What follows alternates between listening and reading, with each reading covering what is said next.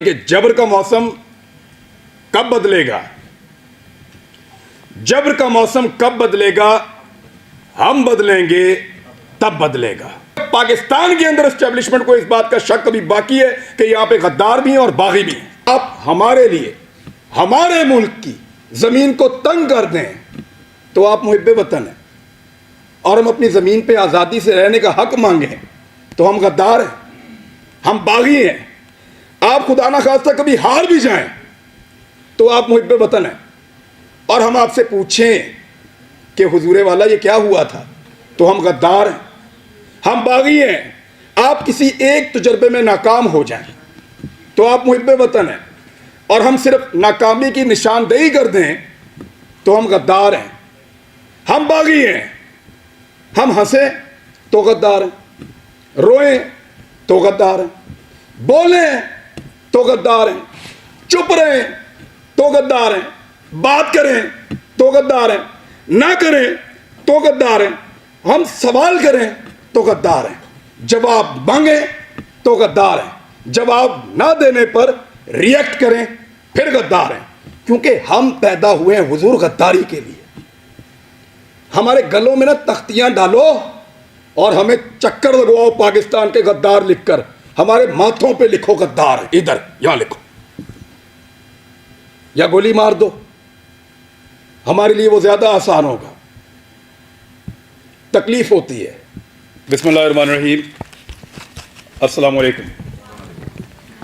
ये रिपोर्ट मेरे पास है और मैं मुबारकबाद पेश करता हूँ अवेयरनेस फाउंडेशन वालों को, जिन लोगों ने इसमें काम किया उन सबको। मैंने रिपोर्ट को अभी पढ़ा है और मैंने थोड़े दिन पहले भी इसको देखा था। मुझे इसकी एक कॉपी, मुझे ये सहूलत मैसर आई कि पहले मिल गई थी। मैंने इसको पहले भी पढ़ा था और ज़बरदस्त काम हुआ अल्हम्दुलिल्लाह, और ये काम जारी रहना चाहिए। मैं एक चीज़ की उम्मीद करता हूँ और दुआ भी करते हैं भट्ट साहब कि अगले साल ये जो लिस्ट है सहाफ़ियों वाली, ये छोटी होगी और हम यहाँ पे ज़्यादा लोग बैठे होंगे। लोग इसमें कम हो गए और हॉल में ज़्यादा होंगे। मैं इस बात की उम्मीद करता हूँ। मैं क्योंकि तनकीद करता हूँ बहुत खुलकर, और मुझे आदत है बहुत खुलकर बात करने की, तो मैं उन सबको वेलकम करता हूँ जो भी तनकीद करना चाहता है। बहुत अच्छी बात है, डिस्कस कीजिए हमारे कंडक्ट को और हमें भी करने दीजिए फिर। लेकिन किसी को यह हक नहीं पहुंचता कि वो मारे, वो डराए, वो जबर करे। यहां सब लोग ये बात कर रहे थे कि इकट्ठा होना पड़ेगा, यूनिटी होनी चाहिए। तो मुझे वो सिंपली एक दो लाइनें याद आ गई कि जबर का मौसम कब बदलेगा, जबर का मौसम कब बदलेगा, हम बदलेंगे तब बदलेगा, और बदलेगा, जरूर बदलेगा।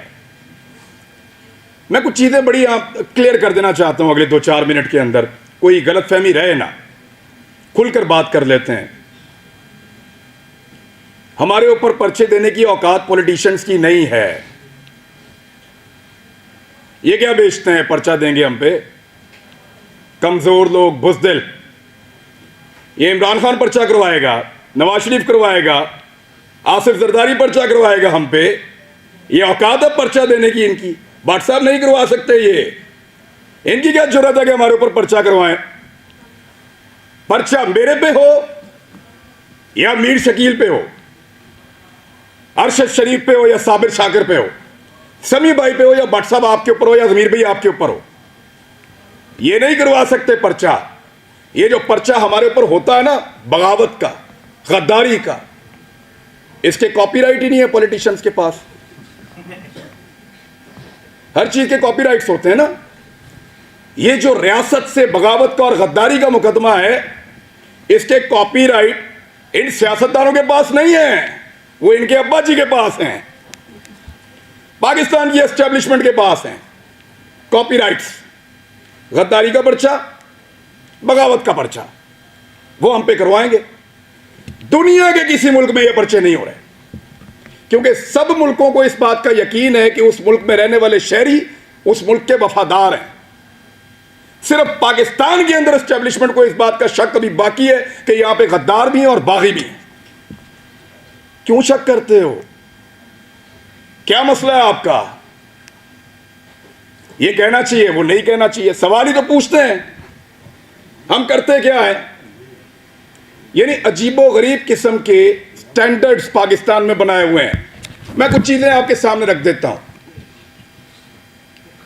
पाकिस्तान की एस्टेब्लिशमेंट से खुली खुली मैं सामने बात कर देता हूं। आप गैरों की जंग में हमें धकेल दें तो आप मुहिब्बे वतन हैं, और हम आपसे ये पूछें कि इतने सारे बंदे क्यों मारे जा रहे हैं, तो हम गद्दार भी हैं और बागी भी हैं। आप बंद कमरों के अंदर फैसले करें इस मुल्क के 22 करोड़ अवाम के, तो आप मुहिब्बे वतन हैं। हम आपसे पूछें कि उन फैसलों के नताइज पे नजर देखिए, बताएं कि ये हालात क्यों हुए, तो हम गद्दार हैं। आप पाकिस्तान में बार बार रजीम चेंज ऑपरेशंस करें, मुंतखब हुकूमतों को गिराएं, तो आप मुहिब्बे वतन हैं। हम आपसे पूछें कि ये क्यों किया, तो हम गद्दार भी हैं और हम बागी भी हैं। आप वजीर आजमों के इंटरव्यूज करें और फैसला करें कि इसको बनाना है और इसको नहीं बनाना, तो आप मुहिब्बे वतन हैं। और हम जब ये कहें कि जनाब अवाम का फैसला होना चाहिए, ये 22 करोड़ लोग हैं, कीड़े मकोड़े नहीं हैं, तो हम गद्दार भी हैं और हम बागी भी हैं। यानी आप बगावतों के और गद्दारियों के मुकदमे दर्ज करवाएं जो पूरी दुनिया में नहीं हो रहे, और जब हम आपको ये कहें कि क्या हम बागी हैं, तो उस पर भी हम बागी हैं, उस पर भी हम गद्दार हैं। यानी अजीबो गरीब किस्म का क्राइटेरिया बनाया हुआ है। आप हमारे लिए, हमारे मुल्क की जमीन को तंग कर दें, तो आप मुहिब्बे वतन हैं, और हम अपनी जमीन पे आज़ादी से रहने का हक मांगें, तो हम गद्दार हैं, हम बागी हैं। आप खुदा ना खास्ता कभी हार भी जाएं, तो आप मुहिब्बे वतन हैं। और हम आपसे पूछें कि हुजूरे वाला ये क्या हुआ था, तो हम गद्दार हैं, हम बागी हैं। आप किसी एक तजर्बे में नाकाम हो जाएं, तो आप मुहिब्बे वतन हैं, और हम सिर्फ नाकामी की निशानदेही कर दें, तो हम गद्दार हैं, हम बागी हैं। हम हंसे तो गद्दार हैं, रोएं तो गद्दार हैं, बोलें तो गद्दार हैं, चुप रहें तो गद्दार हैं, बात करें तो गद्दार हैं, ना करें तो गद्दार हैं, हम सवाल करें तो गद्दार हैं, जवाब मांगे तो गद्दार हैं, जवाब ना देने पर रिएक्ट करें फिर गद्दार हैं। क्योंकि हम पैदा हुए हैं हुजूर गद्दारी के लिए। हमारे गलों में ना तख्तियां डालो और हमें चक्कर लगवाओ पाकिस्तान के गद्दार लिखकर, हमारे माथों पे लिखो गद्दार, इधर यहां लिखो, या गोली मार दो, हमारे लिए वो ज्यादा आसान होगा। तकलीफ होती है। अरशद शरीफ ने किसके लिए आवाज नहीं उठाई थी? आप सारे गवाह हैं। जिसको मार पड़ी वो उसका शदीद तरीन मुखालिफ होने के बावजूद कहता रहा कि गलत मारा, तो तकलीफ होती है ना। भट्ट साहब नाकामी थी हमारी, उसका हम पे एतबार खत्म हो गया। भट्ट साहब, उसको पता चल गया अब उसका बोझ नहीं उठा सकते, वो इसलिए मुल्क छोड़ के गया था। उन्हें पता लग गया ताड़े तो गल उत्ते होना, हम पे उसका एतबार खत्म हो गया था। तकलीफ होती है, चुप करके निकल लिया। इन्होंने मजाक उड़ाया उसकी तस्वीर दिखा दिखा कर, हमारे इख्तिलाफात को हमारे खिलाफ इस्तेमाल किया, हमारे लोगों को तस्वीर भेजी कि ये देखो भाग रहा है, फोटो लगाओ सोशल मीडिया पे, गंदा करो इसको, भाग रहा है। और बुज़दिल नहीं था, बुज़दिल होता तो तुम्हारे साथ डील करता, तुम उसकी मिन्नतें कर रहे थे डील के लिए। रोज उसे कहते थे कि आओ बात करें, रोज उसे कहते थे कि आओ सरेंडर करो हमारे सामने। उसके बच्चों को थ्रेट, उसकी फैमिली को थ्रेट। अकेला था, उसको पता था सबको उसने अकेले ने संभालना है, कोई और तो नहीं था उसके साथ। जाओ पूछो उसकी मां से, मैं मिलकर आया हूं उस दिन। सारी बातें करने के बाद, पूरा हौसला देने के बाद, आखिर में वो कहती है कि अरशद तो नहीं है ना, जो कुछ भी हो अरशद तो नहीं आएगा अब। हम पे उसका एतबार खत्म हो गया था, इसी काबिल हैं हम पे भरोसा नहीं था उसका, इसलिए वो यहां से गया। बुज़दिल नहीं था, हम नकारा हो गए थे, हम उसको नहीं बचा पाए। मैं अभी थोड़ी देर पहले मैं मोटरवे पे आ रहा था, मैंने एक वीडियो रिकॉर्ड की। मुझे इत्तला दी गई कि आप इस्लामाबाद आएंगे तो पकड़ेंगे, तो मत जाओ। तो मुझे दो वजूहात समझ आई, या तो कोई ये चाहता है कि मैं आके बात ना करूं, या हो सकता है वाकई पकड़ ले। तो मैंने एक वीडियो छोटी सी रिकॉर्ड करवाई, इसलिए कि अगर मैं पकड़ा गया तो ये लोगों तक पहुंच जाएगी वीडियो, और मुझे जो इत्तला दी है, कैसे दी है, किसने पकड़ा, ये भी पता चल जाएगा। मैंने अपने बच्चों से भी माफी मांगी। मैं 1 साल में उनको कोई किसी एक मौके पर भी जो मैं उनके साथ टाइम गुजारा करता था, मुझे वो मौका ही नहीं मिला। मैंने उसी वीडियो में उनसे माफी मांगी कि बेटा सॉरी, बाबा फिर लेट हो गए, लेकिन वादा आपसे पूरा करेंगे। लेकिन आपको पता मेरे दिमाग में वाली चीज क्या चल रही थी, मेरा भी आप सबसे एतबार खत्म हो गया। आखिर में मेरे दिमाग में ये आ रहा था कि अरशद नहीं है, बोलेगा कौन। वही था, सबको इकट्ठा करके वहां अदालत में पहुंच गया था। क्यों पकड़ा उसको? हौसला देता था, डट कर खड़ा था, हर जगह उसने आवाज उठाई और पूरी कोशिश की उसने कि ये मुश्किल वक्त गुजर जाए। अभी मैं इस यकीन के साथ अंदर जाऊंगा कि अरशद पीछे नहीं खड़ा हुआ। अब सिर्फ ये एक कमी मुझे महसूस हुई है, वो इस कमी के साथ पाकिस्तान छोड़ गया था। वो तकलीफ मैंने आज पहली मर्तबा महसूस की है कि जब वो ये मुल्क छोड़कर जा रहा था तो वो कितना बेबस था, और उसका हमने मजाक उड़ाया कि फलां फ्लाइट से निकल गया, इस तरह निकल गया, इस तरह भाग लिया। उसने मुझे फोन पे बताया, इमरान तुझे पता है मैं कैमरे में जानबूझकर मुस्कुरा रहा था, वो इसलिए कि मुझे पता था ये मेरा मजाक उड़ाएंगे। मजाक उड़ाते हो यार, पहले जमीन तंग करते हो, फिर कोई यहां से चला जाए तो उसका मजाक उड़ाते हो। क्या बंदूक लेकर तुम्हारे गले पड़ जाए वो? भाई बोलने का काम है उसका, साफी है वो अपनी साफत से टक्कर दे रहा था, देता रहेगा, शहीद है, तुम्हारे लिए निशाने इबरत बनेगा वो।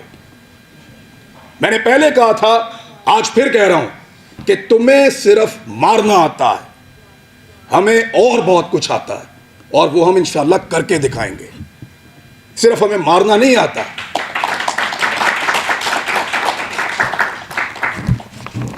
दबा दबा के और जिसको दबाया एस्टेब्लिशमेंट ने दबाया। हामिद मीर का प्रोग्राम में बड़ा खुश था उस दौर में जब बंद हुआ,